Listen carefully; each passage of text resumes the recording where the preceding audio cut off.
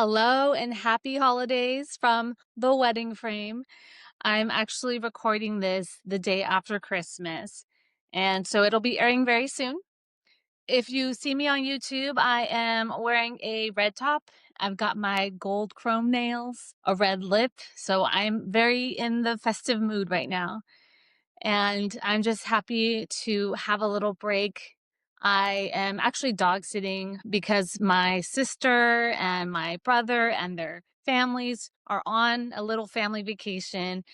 I was supposed to be there with my kids, but we decided it was too much. The kids wanted to relax too. My daughter had finals week. She's a freshman in high school, and I don't know. I think she's just happy to relax. I just came back from my honeymoon a couple months ago in Puerto Rico. And then next month, I'm going to a conference called Kindred, and that's going to be in Punta Mita, Mexico. So, yes, it's a week of relaxation. I don't have any shoots or events until mid-January. So that's a nice break. And basically, I wanted to do a 2025 recap. That's what I'm going to be talking about today. Okay, so I made myself a list of things that I thought would be good to talk about that would recap this past year. So let's get started. How I would describe 2025 in one word and why. It was a pretty busy year for me. So I guess the word would be busy. Not necessarily with weddings. I had a lot of events too. I shoot a lot of social events like birthdays and baby showers. I don't do portraits anymore, but I feel like events and weddings are very similar, obviously, right? A wedding day is just a longer day and more complicated and involved and complex. Events are still doing a lot of candid documentary photography, which is my favorite type. And so I've just had a lot more inquiries and bookings for events this year. In fact, I couldn't believe it, but um, after shoot, the program that I use, the AI program that I use for editing, they sent, let's see, I'm trying to look it up. Oh, yeah, they sent a snapshot of the past year with some numbers. Okay, like the total amount of albums culled for me in the year of 2025 was 367 albums. That is incredulous to me because I think that basically means I was booked 367 times. That just that has to be wrong. Maybe there were some duplicate albums in there. Anyway, I mean that's what they came up with. Total edited photos 67,000. But like maybe I did like re-edit, do some re-edits through the program, but that's when I realized I was very busy and I actually didn't really feel it. I think it was all very spread out throughout the year, which is so ideal for me. Never, especially with weddings, I never want to book a wedding one day after another and preferably just 1 to 2 weddings a month. My ideal number of weddings a year is 10 to 12. Events are so easy, I'm just there for like 3 hours, usually 4 hours max. And it's such an easy day. Since it's just me, I'm able to cull and edit that so fast. All right, let's see what else. What felt noticeably different about this year compared to past seasons? It was definitely slower for weddings, and I have heard a I've heard the same thing from a lot of other photographers and just everyone in the wedding industry. It seems like things are slower. So I'm thankful that I had a lot of these events to supplement my income. Another thing that felt different about this year compared to others is that I did less high guest count weddings. I think that people are really celebrating the intimate wedding and just having their closest friends and family there. They're able to spend more on the aesthetics, which that's another thing. I feel like the aesthetics of weddings have become more important this year than in past years. So they're able to come up with creative ideas for like a seating chart or guest experiences because they're spending less of their budget on the food and the per head cost that venues charge. Okay, next one is my most memorable wedding of 2025. That is definitely the one I just shot last weekend. That was my last wedding of the year. And that was my wedding planner for my own wedding, and also the planner that I've worked with now for since 2017, so like 8, 9 years. I shot her wedding. She just got married. And so we got married a couple months apart. And it was so fun to be in our bridal era together. And it was so, so special to be able to shoot her wedding. She even did a thank you speech to her vendors, and she mentioned that I had told her even before she was engaged that I would be shooting her wedding. And she remembered that, and that was really special because she's very special to me. I started working with her because her nephew found me on the knot way back in 2017, booked me for his wedding. She planned it. And we've been working together ever since. And we've become really good friends. Seeing her walk down the aisle and finding her happily ever after, it just made me so happy to be there, to witness it, to capture it all. And it was really fun. And there was no pressure. They were all about the candids. And I was totally fine with it. And I worked with an awesome videographer, Kim Alvarado. And I was like, Kim, am I too fast for you? Because I'm like, okay, guys, just walk towards me, and I can get a lot of shots in 30 seconds. And I have had some videographers tell me that they need to do it again. I'm a little bit fast. So, but Kim was totally cool. She was good. And I really appreciated that. We worked really well together. All right, let's see. Another thing on my list is the kinds of moments couples seem to value most in 2025. So, actually, just like I just mentioned with Rosalind's wedding, candid moments are definitely more preferred, and I am so here for it. I do like to pose and get some editorial style into wedding photos too, but man, there's just something about natural moments that you're able to capture with your lens as opposed to even, manufactured moments, because a lot of times we do have to direct a moment, but I don't know. I don't even love that anymore. I just prefer to put on my 135 millimeter, be far back, and capture things that way. And as the lead photographer, it's really hard for me to do that. Obviously, I have to be in front of the couple and directing them. Even if they prefer candids, I'm the face of my photography team when I'm the lead. So sometimes I do wish I could be a second shooter at my own weddings so I could just keep my 135 millimeter on. But yeah, so back to the point that I do believe those kinds of moments are more valued by couples. I've noticed that that's what they post more than the smiling at the camera pictures. And I think that's been the case for a while now, but it's definitely increased. Another moment that I think couples are really valuing now is the um, really editorial look at the reception and the bride changing into a mini second look, getting some really cool shots of like a champagne tower, opening a champagne bottle, even like cutting the cake. You get a whole different vibe when you use direct flash, make it more editorial. I think couples are really loving that. Next one is my favorite wedding trend of 2025 and why it worked. I think I'm going to say the draping. I really like the way that looks, and it really lends well into the editorial look. Just putting them in front of the drapes and doing a little direct flash on its own looks amazing, but also it just completely elevates the look of a ballroom at a reception that's indoor. I've even seen draping used for ceremonies outdoor as a backdrop along with the florals. And I'm really liking this trend. Hopefully it sticks around for a while.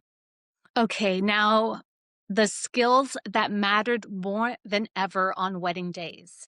Oh, I think it's pivoting. That is so important. It has been and it remains and it will be. And I think that it's really important to be able to go with the flow when the timeline is disrupted. A lot of times, not a lot of times, sometimes hair and makeup runs late. There's been times when it's been even an hour late, and you really have to be flexible and not let that get to you. It's really important to not show your stress. Um, Even if you are, just plaster a smile on your face and let them know that everything is fine. You're going to be able to make up the time. Um, it's I think that's something that really sets photographers apart. I've heard that Jose Villa is the master at being cool under pressure, pivoting when needed, and just being such an asset to the whole team. And I aspire to be like that. He is my idol, pretty much. Oh, here's a good one.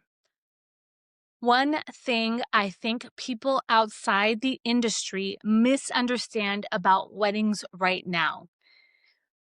This is very definitely the cost of weddings. People are really misunderstanding that now more than ever. You've always heard talk about everything it costs more because it's a wedding. And why is that? They're just trying to rip you off. And I think because of TikTok, we're seeing more opinions and a little bit of rage bait about weddings and vendors and costs. So what was it again? It was Oh, yeah. One thing I think people outside the industry misunderstand about weddings right now, especially now after inflation, after tariffs, the costs are way higher than even 3 years ago. So they need to understand the fact that there are outside factors that are affecting our bottom line, and we need to make a living from this career. And that means that we have to raise our prices when vendors that we use, services that we use, our overhead goes up. We have to go up too. I would love for more of us in the industry to put more of the education out there.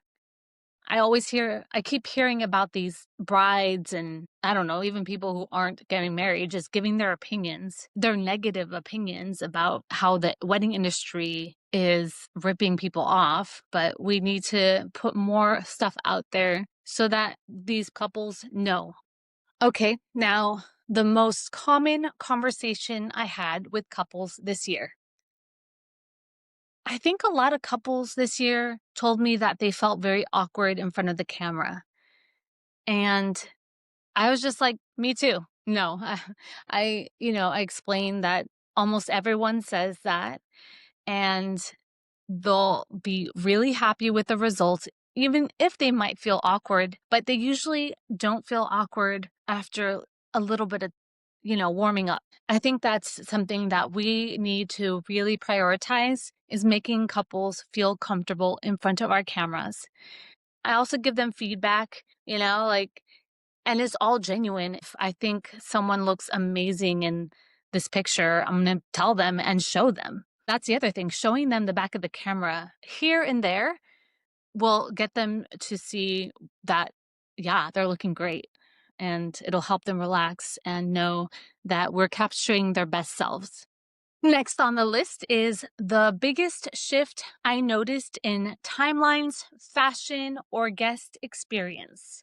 Definitely more first looks, and not just a first look with the bride and groom. There were some couples who didn't want to do a first look themselves, but then there was a first look with the dad or a first look with bridesmaids. So that's something that seems to be way more common in a timeline. I think having a first look with the bride and groom is always encouraged because it gives them more time for family portraits before the ceremony. And then you have more time for couples, for romantics after. But I definitely never tell my potential couples during a consultation that they should do a first look. I always respect if they want to keep it traditional.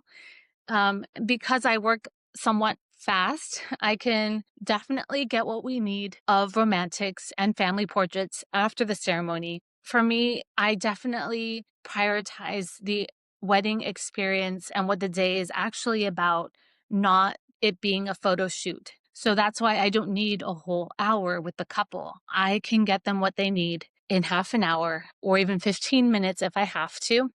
Okay, I'm going back to one of the things I mentioned earlier, and that was my favorite wedding trend of 2025 and why it worked. I just thought of another one, which is related directly to wedding photography. I would say my favorite photography trend was the true to life editing. I think it's really important to keep the colors as they were, always except the greens. I will never be okay with neon greens, but if the purple was a certain shade, the couple's florist will thank you for keeping that purple the same shade. And your couple will thank you for it too. That's what they're expecting to see. That's what they chose. So I really love that the true to life colors are in trend right now. And hopefully that trend stays for a long time because it actually is not a trend. It's just a classic way of editing. I think that true tones, true skin tones is important. Just representing things as they were.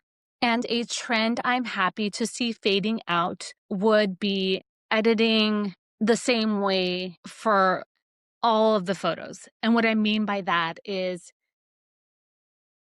before, if you were a light and airy photographer, you would edit everything, including an image that was taken in a dark room, you would tweak your edits to make it look more light and airy. In fact, there was a photographer who was doing education that would teach you the technique to, lift the shadows or whatever it was to keep your photos consistent and always looking the same way. And the same thing with like the dark and moody style. So I'm glad that that has kind of gone the wayside, and that if the photo was taken in a dark room, you've got some moody images along with the bright ceremony outdoors, and that's okay. That is how the day unfolded. All right, the next one is something I intentionally stopped doing this year. I can't say I stopped doing anything that has to do with my business, like the business side of things. So this is going to sound kind of trivial, but something I intentionally stopped doing was shooting without intention. I guess that's not trivial, but the reason I said that is it's something that I need to expand upon. So, like on a wedding day, a lot of things are happening. You're somewhat under pressure, and it's easier to just shoot willy-nilly, but I've intentionally stopped doing that and slowed down and tried to compose my images a little more with intention and just pausing to assess the scene, the bride and groom, and then shooting. It took a while for me to be able to look at every aspect of what was taking place in front of my lens and paying attention to all of those parts. Meaning, I used to pay more attention to how I was composing the photo, what the background looked like, the lighting. And now I am able to look at every single thing. Is a hair out of place? Does the body shape look good in that position? Should I remind the groom to put his hand in his pants pocket? Just every little thing I'm able to do with more ease now, to pay attention to all of those little things. So I don't know, I guess that was a weird way to answer that question about what I intentionally stopped doing. It's more like what I intentionally started doing. But yeah, and then something I leaned into more in 2025. I would say that I leaned more into going to networking events. I feel like I went to quite a few networking events. I'm part of two groups. I'm part of Curate, which is based in Southern California, and I'm also part of Society Privé, which is international. So that kept me even more busy, and I'm just thankful that all of those gatherings were during the time that my kids are in school. And I had a lot of fun. I met a lot of new people in the industry and formed friendships and actually got to work together with some of them. Um, I love how Curate really gives a lot of variety in what they do. I even went to a spin class with, I'd say 20 other people, and we had the best time. We had lunch afterwards, and it was kind of nice to do something that didn't require you to dress up, look your best. I feel like it just everyone was out of their shell more and just more comfortable with each other.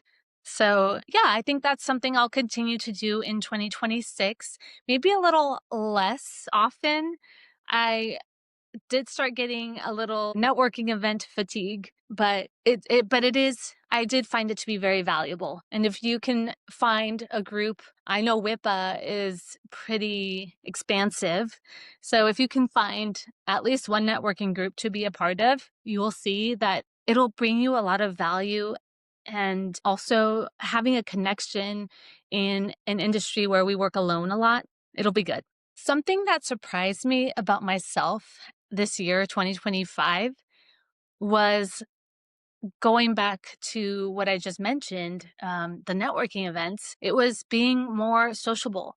So I'm actually a little more introverted than people think I am. I'm probably an ambivert, but I don't know. I was like super shy as a kid. So that's something that surprised me, that I was able to go out and socialize as many times as I did at these events. And for many of them, I went by myself. Some of them I carpooled with a friend, but I've always been brave, I could say, where even if something's uncomfortable or I'm not looking forward to it, I still do it because I'm always up to a challenge or up to bettering myself, improving social skills, whatever it may be.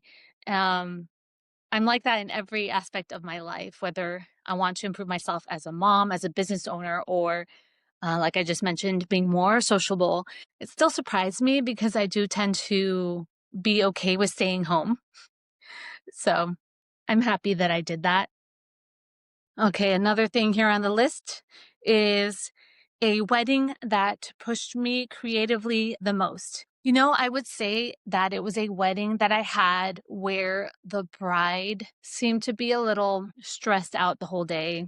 It had to do with family dynamics, and it wasn't something that I could control. And that was really, it pushed me creatively because I'm used to being able to make couples feel comfortable right away, just in the way that I talk to them. And I couldn't with this bride.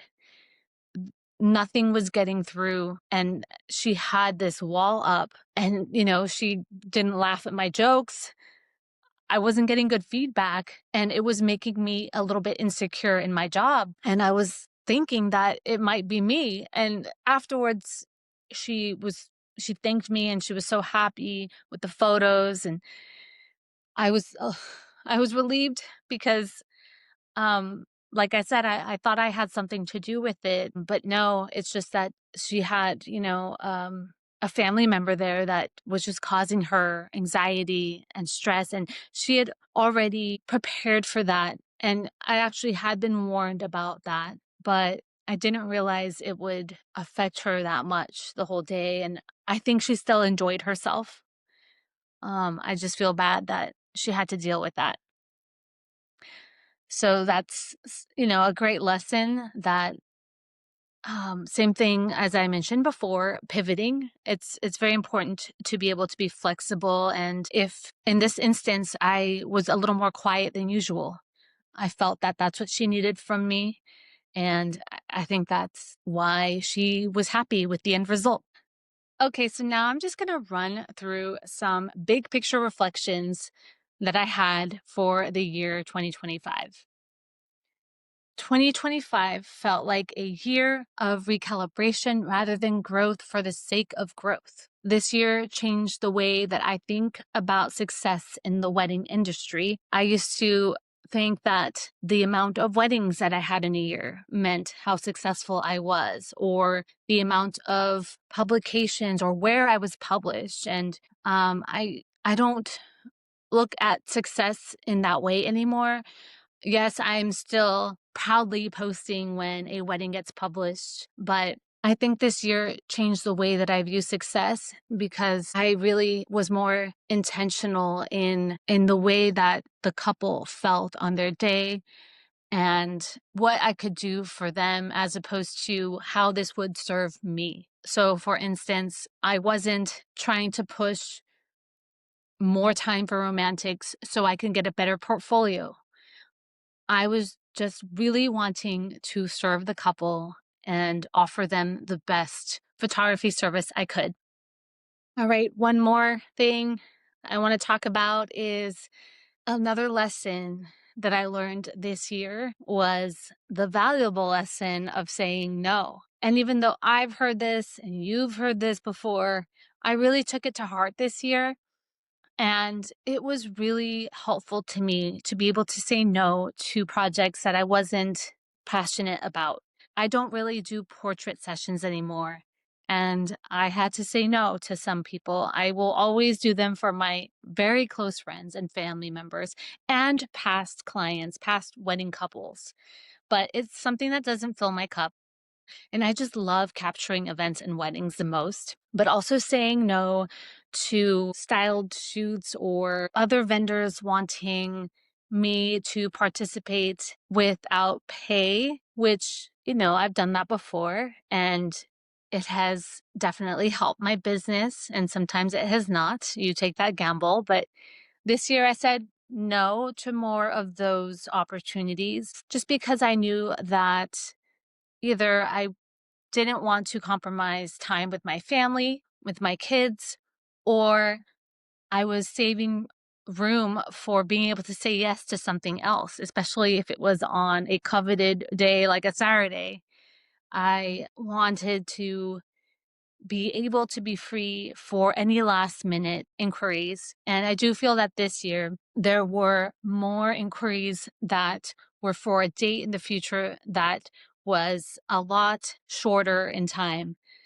And I have noticed that trend that couples are booking with less time in advance, especially couples who have more resources and are able to book vendors last minute because they have more options because they have more money to spend, simply put. So that paid off. I was able to be available for amazing events that were, especially for events, not a wedding day, but like birthday parties and showers, bridal showers. I was able to say yes to some incredible events like a week or 2 weeks out sometimes. Something that I am looking forward to in 2026 and hoping more for is to book more weddings.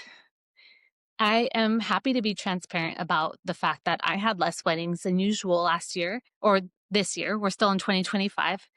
I hope that something shifts in 2026 and couples feel more comfortable booking their weddings. I don't know if it's an economy thing, but my true passion is in weddings and never want to stop. And that's another thing. The older I get, I start having sad thoughts about, am I going to still be able to do this when I'm in my 50s? And I think I will. I think I'm still going to love it. And I think it's really important to keep your body as healthy and fit as possible. And so I do the best that I can. I work out. I've always been, I've kind of been a gym rat most of my life, but because I have less time on my hands now, I'm kind of just do a hit on YouTube in my house. And that's been very helpful. That's how tight my time is. I don't even have 5 minutes to go drive to the gym between kids and work and trying to spend quality time with my husband. And that's okay. I don't need to relax. Although he helps me relax. We like to watch movies and drink wine, and sometimes we go out to EDM shows and hang out with family. And I don't know, I'm just loving my married life. So that was one big thing that happened this year, was getting married to Alvaro, and I couldn't be happier.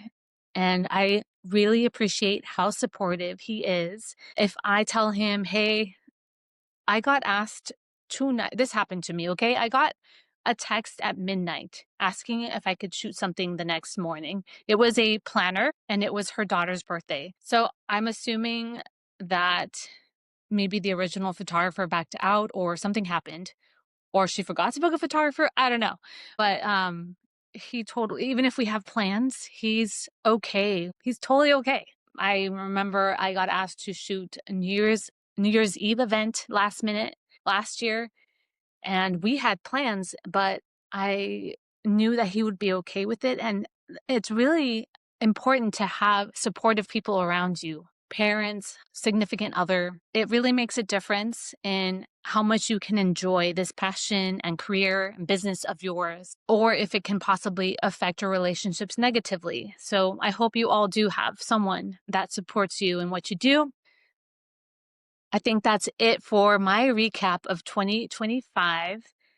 Thank you for sticking with me on this somewhat still new podcast I started. This is episode 10, and I'm just having so much fun. I literally just started this podcast because I thought, hey, why not? I think it would be something helpful since I've been doing this for almost 10 years. And also, I really appreciated being able to get information from fellow photographers and fellow everyone in this industry, putting any kind of education out there. And I think, and it doesn't matter if there are a lot of us doing it, you can always grab something